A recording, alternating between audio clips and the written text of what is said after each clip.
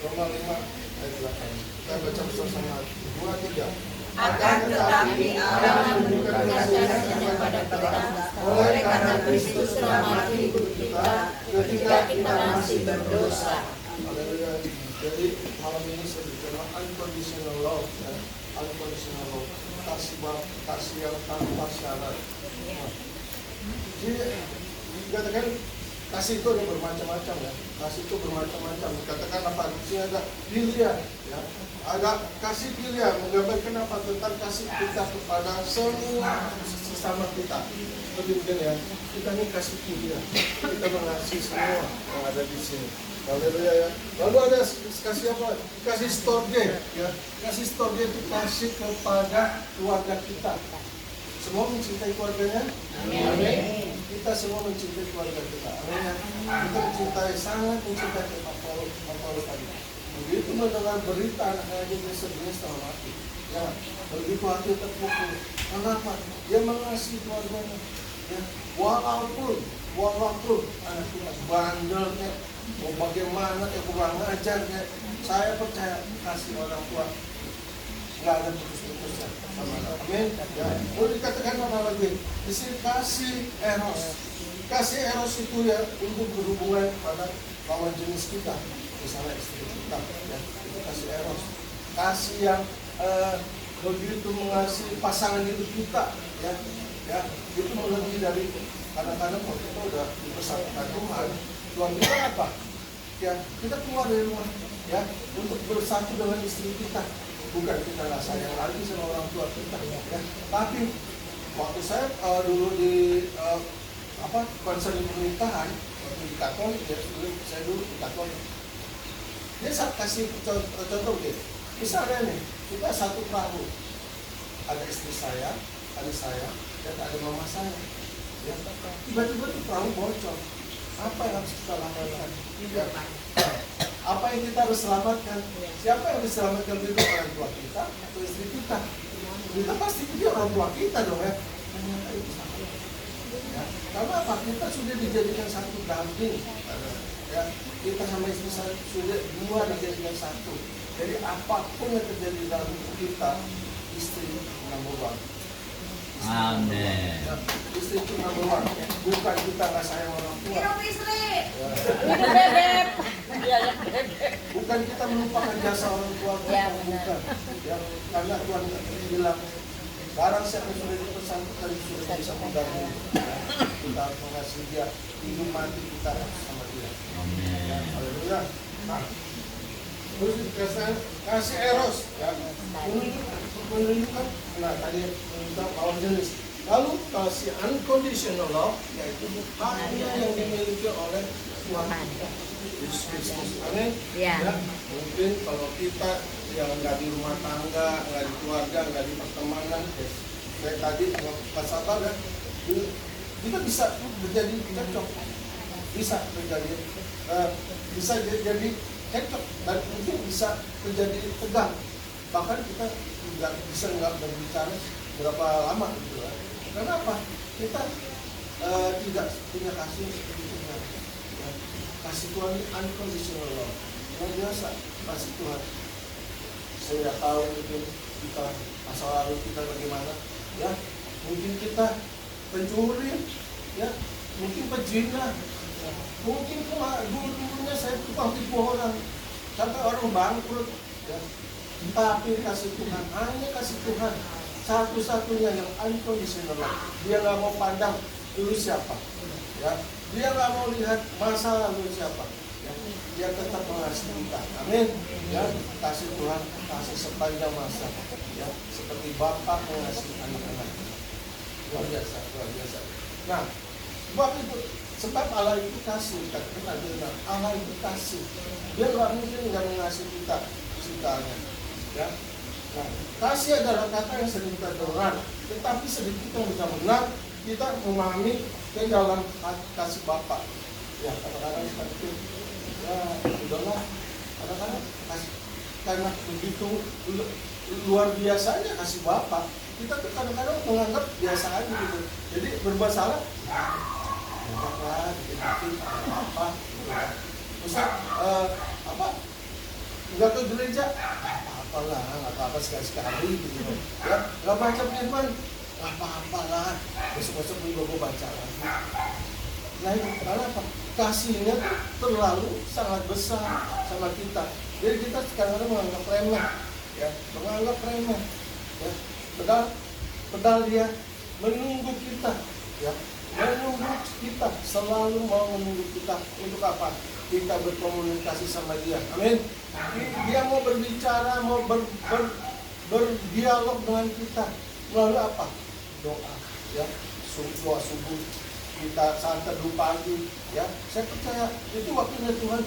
Dia menunggu kita, dia menantikan kita untuk apa? Untuk kita mau bercerita sama dia.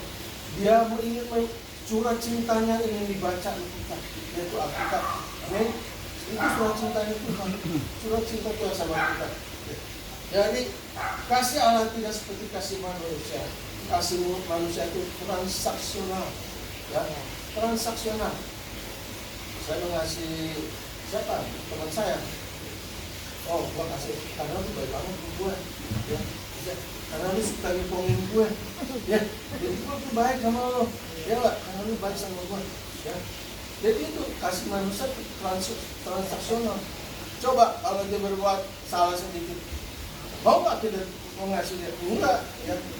Enggak ah, lu udah mengkhianati gue, ya. Lu udah nyakitin gue, lu nggak mau lagi. Nah itu kasih manusia transaksional. Tapi kasih Tuhan apapun, seberat dosa kita apapun, sebejat apapun, dia menunggu kita. Dia menunggu kita datang, ya. Dia ingin kita mengaku dosa. Dia ingin kita datang. I'm sorry, ya. Ampuni saya salah. Ya. Dia ingin begitu. Itulah kasih Tuhan.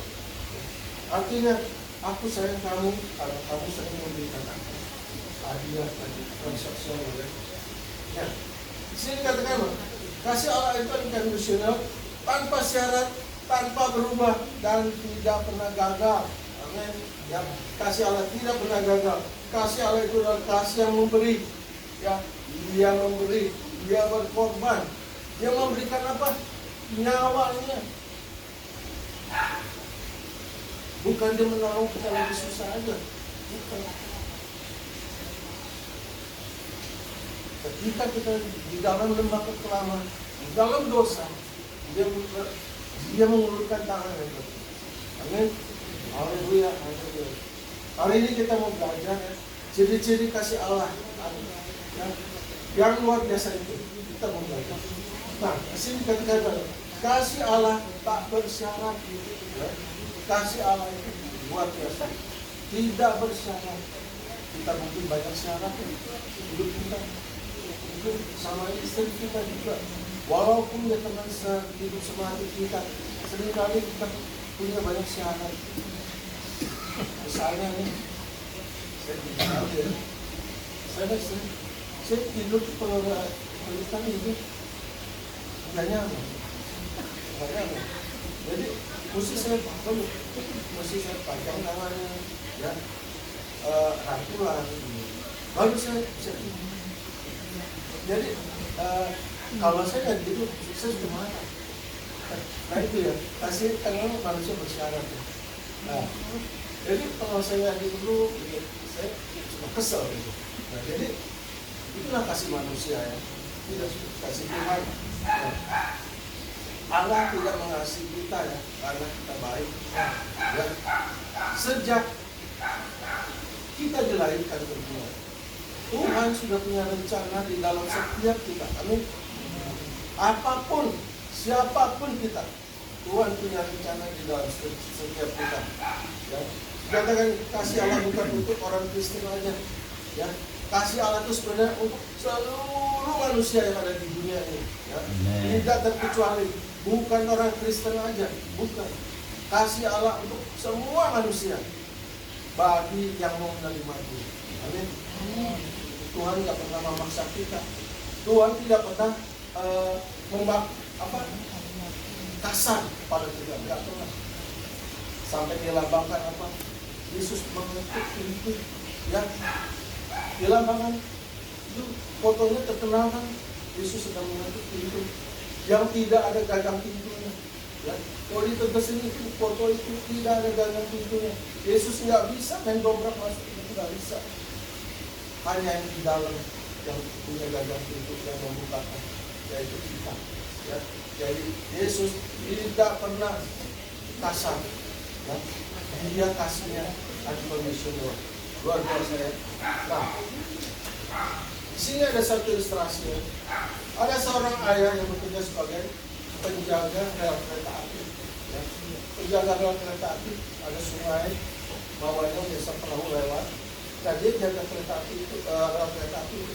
Kalau ada perahu yang mau lewat, dia buka, dia naikin tuh, ya rel kereta apinya. Supaya apa? Perahu ini bisa lewat. Ya. Perahu bisa. Suatu hari ketika dia mau berangkat kerja, anaknya mau ikut. Anaknya mau ikut. Apa ikut dong? Aku mau keluar kerja apa? Ya udah, diajak. Nah, ketika dia lihat itu ada perahu mau lewat, dia naikin kan, itu rel keretanya, supaya perahu itu lewat. Akhirnya setelah perahu itu lewat, dia lihat perahu itu belum apa yang lewat habis. Dia lihat kereta udah ada di sana, udah mau lewat lagi. Waduh, dia harus ambil pisah. Jadi itu perahunya lewat, dia cepet-cepet turunin. Dia mau turunin ini juga. Baru mau diturun, ternyata ada anak kecil yang teriak. Ternyata itu anak terjepit di rel itu sedang main-main. Jadi orang tua ini, bapak ini, aduh, kalau dia nggak turunin itu rel itu, akan ratusan orang yang di dalam kereta akan mati untuk di dalam laut itu. Tapi kalau dia tutup, anak dia terjepit, dia akan mati. Ini satu keputusan yang luar biasa ya. Begitu juga Tuhan merelakan, mengorbankan anaknya kira-kira seperti itu. Hati bapak hancur nggak kira-kira? Hancur hati bapak. Dia harus mengambil keputusan. Ya, dia mau menyelamatkan orang yang di kereta atau dia mau menyelamatkan satu jiwa anak. Anaknya dikorbankan, diturunkan untuk kereta, anaknya mati terjepit kereta itu. Ya, itulah kasih bapak, pengorbanan Tuhan Allah kepada Yesus untuk apa? Untuk kita semua, unconditional love. Ya. Nah, jadi saya katakan bahwa dia menyelamatkan semua penumpang, tapi dia kehilangan anaknya. Kira-kira yang orang yang di kereta tadi yang lewat itu yang selalu itu tahu nggak pengorbanan dia? Tidak tahu, ya nggak tahu. Begitu juga orang kadang-kadang kita nggak tahu ya. Kita bisa ada di tempat ini, bisa ada duduk diam di sini. Ada yang berkorban buat kita. Amin. Karena ada yang berkorban. Ada orang kadang-kadang di luar sana dikasih tahu, kita datang mau dengan ada kabar baik. Dia nggak mau tahu. Padahal ada seorang yang berkorban mati untuk dia. Ya, luar biasa. Itulah gunanya kita yang ada di tempat ini. Gitu. Mari kita beritakan Injil, bawa orang ke tempat ini untuk apa? Untuk supaya dia mendengar ada orang yang berkorban untuk kamu. Ya, Yesus ajak dia kembali. Haleluya. Nah, di sini dikatakan lagi di Roma 5 ayat 8 dibacakan, akan tetapi Allah menunjukkan kasih-Nya kepada kita oleh karena Kristus telah mati untuk kita ketika kita masih berdosa. Oh, ya. Jadi kasih Allah adalah pengorbanan. Ya. Tuhan tidak menunggu kita baik. Amin. Tuhan tidak menunggu kita bertobat. Tidak. Dia menunggu selalu. Ya. Sepanjang waktu dia menunggu kita. Dia mengetuk pintu hati kita. Ya. Dia mengetuk dengan sabar. Ya. Dia mengetuk hati. Semoga hati kita dibukakan. Ya. Akhirnya apa? Setelah kita bukakan, Yesus masuk dalam hati kita boleh ada di tempat ini. Amin. Ya, kita boleh ada di tempat ini karena kita sudah membuka pintu hati kita. Ya, ketika kita masih berdosa, Kristus telah mati untuk kita. Nah, jadi bukti kasih Allah itu apa sih? Ya, nah, salib adalah bukti kasih Allah. Dia nggak main-main. Dia menjalankan tugas dari Bapa, misi dari Bapa untuk dunia ini dia selesaikan sampai apa? Sampai titik darah penghabisan. Amin. Dia mau finish well. ya, dia mau finish well, dia nggak mau tanggung-tanggung menyelesaikan pekerjaan misi yang Tuhan berikan kepada kita. Luar biasa kasih Allah itu ya. Jadi buktinya ialah salib. Ya, salib adalah tempat penebusan dosa. Karena salib maka kita semua boleh dibebaskan. Amin. Bukan karena kehebatan kita, bukan karena sebaik, bukan karena kita baik, karena kasih Tuhan yang luar biasa. Luar biasa. Jadi di salib Yesus menanggung hukuman semua dosa kita semua, menanggung dosa hukuman kita semua. Di dalam 2 Korintus 5 ayat 1 dikatakan, Dia yang tidak mengenal dosa telah dibuatnya menjadi dosa karena kita, supaya dalam Dia kita dibenarkan oleh Allah. Amin. Haleluya, haleluya. Dia yang tidak mengenal dosa. Yesus tidak pernah berbuat salah, ya. Dia dibikin bersalah pada kita, disiksa, dicambuk, disalib, dipakai mahkota duri. Semua Dia tanggung untuk apa? Supaya kita bebas. Ya, itu kasih Allah. Di dalam Yesaya 53 ayat 7 dikatakan, Dia dianiaya, tetapi Dia membiarkan dirinya ditindas dan tidak membuka mulutnya, seperti anak domba yang dibawa ke pembangkangan, seperti induk domba yang keluh di depan orang-orang yang menggunting bulunya. Dia tidak membuka mulutnya. Luar biasa. Pasti Amin dibayarkan dia seperti domba yang keluh dibawa ke pembantaian. Dia tidak melindungi, dia tidak menolak, dia tidak melawan. Satu kata pun tidak ada yang keluar dari mulutnya. Amin. Dia tidak menghujat orang yang menganiaya dia. Dia terima karena ini misi dari Bapaknya di surga. Untuk apa? Untuk bumi ini, untuk semua orang yang ada di bumi ini. Oh, ya, kasih Tuhan ya. Nah, Allah memberikan anak yang tunggal bukan karena kita layak menerimanya, tapi karena kasih-Nya kepada kita. Ya, bayangkan ya, kalau kita kayak Pak Paulus saya tadi begitu berpeda, dia belum sampai ini ya, belum sampai dianiaya orang itu karena accident itu sampai begitu sedihnya. Bagaimana kalau sampai orang dianiaya ya seperti itu, saya rasa benar hati Bapak hancur. Kita coba kita berempatasi ya, kira-kira kalau terjadi sama kita bagaimana? Kalau saya nggak kuat, ya itulah kasih Bapa gitu. Lalu di sini dikatakan kasih Allah mengubahkan hidup kita. Ya. Dan tadi kita orang benar, ada orang kalau semakin dia salah terus dicecer, mungkin tidak bagus buat dia. Dia akan merasa kecewa. Amin. Dia akan merasa disudutkan terus. Ya, karena apa? Tidak ada pengampunan. Ya, tidak ada pengampunan.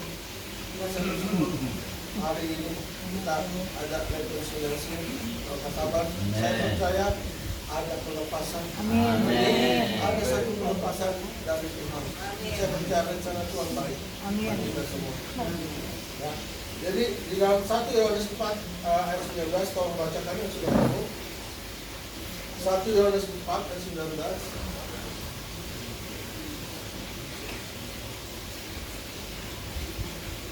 Kita mengasihi karena Allah lebih dahulu mengasihi kita. Amin. Amin. Ya. Jadi sebelum kita kenal Tuhan, sebelum kita lahir baru, ya, Tuhan sudah mengasihi kita. Ya. Tuhan sudah mengasihi saudara dan saya. Misalnya contoh nih, orang yang sudah bersama-sama dengan Yesus saja, si Petrus, ya, yang udah mengenal Yesus, istilahnya bergaul dengan Yesus luar biasa, menyangka Yesus 3 kali. Ya. Apa Yesus marah? Apa Yesus sakit hati sama dia? Hah? Apakah Yesus dendam sama dia? Enggak. Saya belajar dari Yesus. Malam ini saya belajar dari Yesus. Ya. Memang setiap kita pasti bisa mempunyai kesalahan. Ya. Pasti kita tidak lepas dari salah. Ya. Tapi Yesus mengajarkan apa? Lepaskan pengampunan. Ya, lepaskan pengampunan. Ya. semua itu baik. Baik untuk siapa? Untuk keduanya. Ya, kita dan orang yang kita ampuni itu baik. Itu semua baik. Nah, kasih itu memulihkan Petrus. Ya. Waktu Petrus menyangkal Yesus 3 kali secara manusia, ya kita lihat, aduh orang benar kurang ajar, ya kan? Kita ini manusia orang kurang ajar, pengkhianat, waduh berpengalaman dosanya nggak diampuni ya, apa Yesus bisa coba ya? Dia nyangkal Yesus 3 kali. Ya. Jadi ketika Yesus bertemu dengan Petrus, ya dikatakan apa? Petrus, apakah engkau mengasihi aku? Bujurku, wah luar biasa ya. Yesus nggak marah-marah, Yesus nggak maki-maki dia. Ya, dikatakan bujurku. Wah, Yesus 3 kali Yesus tanya sama si Petrus, bujurku. Yesus tanya ya Tuhan, mengasihi itu. Nah, kenapa dia bisa bilang gitu? Karena kasih merubahkan. Ini kasih merubahkan orang yang salah. Kalau kita mengampuni, ya, mengasihi dia, orang itu akan berubah. Ya, ya, pasti akan menjadi mujizat. Saya percaya kasih itu akan berubah seseorang. Kasih itu memulihkan si Petrus. Akhirnya Petrus apa? Tuhan bilang, gembalakan domba. Ya, begitu ya, Petrus jawab, do you love me? Yes, Lord. Gembalakan domba. Nah, sejak saat itu Petrus menjadi orang yang radikal mengiring Yesus. Amin. Dia berkhotbah, dia tidak takut lagi memberitakan kabar baik, ya, kelilingi sampai dikatakan 3.000 orang kabar. 3.000 orang. Amin, saudara. Ya. Kalau kita punya salah, ya, kita datang sama Tuhan. Tuhan, ampuni saya. Tuhan akan memakai kita. Amin. Tuhan akan memakai kita. Karena apa? Kita punya orang yang rendah hati, ya, kita bersalah, kita datang sama Tuhan kita. Dia mau memakai saudara dan saya. Di dalam Yohanes 8, ini kalau saya baca tentang perempuan yang berzina, ya, tentang perempuan berzina. Sini perempuan berdosa itu hampir dirajamkan sama rakyat, ya. Begitu kedapatan dia berzina, dia diarak keliling kampung lah istilahnya, ya, mau ditimpukin batu sampai mau dimatiin. Kalau dikatakan di situ kan apa? Kalau orang yang berbuat dosa harus dirajam batu sampai mati, ya, sampai mati. Nah, kasih itu tidak hanya mengampuni, ya, tapi dia memberi kekuatan untuk hidup yang baru. Ketika dia berjumpa dengan Yesus, Tuhan bilang apa? Ada nggak yang ikut kamu? Karena Yesus bilang, barang siapa yang tidak mempunyai dosa, itu keluar. Ya, itu keluar. Ada nggak yang mempunyai dosa? Ternyata kita semua orang berdosa. Ya? Yang kita nggak ada yang benar. Tidak ada satupun yang benar. Kita katakan tidak ada yang benar satupun. Jadi kalau Tuhan bilang timpuk yang nggak punya dosa. Jadi perkataan Yesus itu penuh kuasa. Amin. Penuh kuasa. Ketika dikatakan itu semua orang mundur. Tuhan itu tidak dianiaya lagi. Tuhan katakan apa sama wanita itu? Jangan berbuat yang salah. Ya? Jangan dulu. Jadi pengampunan itu akan memulihkan orang. Amin. Ya, pengampunan ketika kita bersalah kita diampuni, senang nggak, saudara? Senang kan? Ada rasa satu lega hati kita kan? Ketika Tuhan mengampuni dosa saya yang begitu besar, ya, dosa saya nih, waduh, istilahnya kita semua di sini nggak ada yang bisa membayar dosa kita. Amin. Hanya kasih Tuhan semata-mata sehingga kita boleh bebas dari dosa kita. Ada kelegaan, ada pemulihan, ya, di dalam hidup kita. Haleluya, haleluya. Jadi biarkan kasih Allah mengalir melalui setiap kita. Jangan kita mengampuni, layani, ya, peliharalah setiap jiwa-jiwa. Ya. Kita harus saling mengampuni, kita harus saling memberi. Ya, ketika ada yang kekurangan kita saling memberi. Amin. Amin. Mungkin kita nggak punya uang banyak, ya, dan kita memberi apa? Doa, ya. Kita bisa apa? Kita mempunyai 2 tangan untuk apa? Menolong. Amin. Tuhan memberi itu tidak selalu dengan uang, ya. Memberi dengan tenaga kita, pikiran kita, tangan kita, kaki kita. Kita melangkah ke tempat orang yang sakit, kita berdoakan. Amin. Jadi kali kasih Allah itu adalah kekal. tidak pernah berubah dari dulu, sekarang, dan selama-lamanya. Contohnya di dalam Lukas 15, kalau saya dibaca dari Lukas 15 ayat 11 sampai 32, dikatakan tentang anak yang hilang. Nah, ini tentang anak yang hilang. Saya percaya semua udah baca ya, tentang anak yang hilang. Nah, itulah kasih Bapak. Ya, kadang-kadang anak tuh menuntut, ya, dia tahunya menuntut hak dia, ya, padahal yang siapa, ya, tapi itu begini. Dan itulah tanggung jawab kita sebagai orang tua. Anak punya bagiannya, ya. Sampai dikatakan dia minta bagiannya untuk apa? Berkoyak-koyak, ya. Akhirnya diberikan sama orang tuanya. Ketika dia kesusahan sampai makan makanan babi, dikatakan dia pulang diterima, ya, diterima tuan bapaknya gembira menyambut dia, dibawain baju yang bagus, dipestain, dipotongin babi dan itu makan rame-rame ya sama karyawannya, karena anak itu ya bahagia. Itulah kasih Bapak unconditional, ya. Nah, ini jadi katakan bahwa kesimpulannya adalah kasih Tuhan adalah kebenaran yang terbesar di dalam hidup kita, ya. Menurut di dalam kitab suci, Allah itu adalah kasih yang nggak bisa bohong, ya. Tidak bisa bohong. Allah itu adalah kasih. Haleluya, haleluya. Jadi firman Tuhan, kita akan percaya bahwa kasih Allah kepada kita adalah sempurna. Haleluya, haleluya. Kita berdoa ya.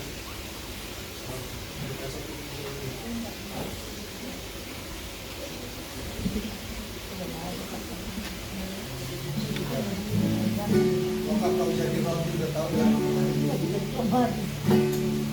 Kau jadi roti yang terpecah dari anggur yang tercurah bagimu, mau jadi saksi memberitakan